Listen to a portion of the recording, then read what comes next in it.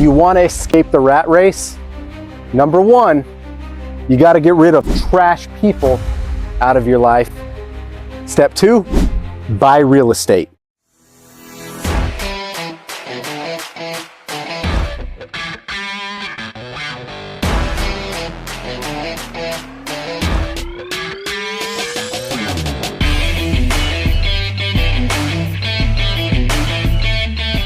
Now this building right behind me is a 6-unit complex that we bought with none of my own money.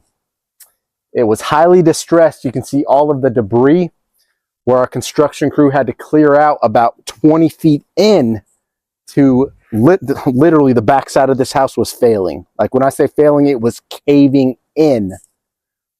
But what they did was go about 20 feet in, remove all of the old debris, which is standing right here behind me. And they framed up completely new framing members, starting with the foundation, coming on up. Now we're about halfway through this project because the heavy lifting part is already done. They've got the framing members together. We've already got the electrician and the plumber teed up, because now that we're in a stage where we have the structure where it needs to be safe and sound, we can have the other tradespeople, electrical, plumbing, rough in the new utilities. And after that, boom, speed. Real estate has a need for speed, right? So as soon as we're roughed in with new plumbing, new electrical, sheetrock crew comes in, new paint, flooring, we start to put the kitchen layout together. And with this being a 6-unit, we had to chop up the unit mix a little bit. We actually added an additional door, so what was 5 units is now 6. And once this is fully stabilized and we have either 6 individual tenants in place, or we might partner up with a sober living house where this can actually be a treatment center, and we can give back to the community and we can help people start to rewrite their stories. And some of those stories start inside of places like that.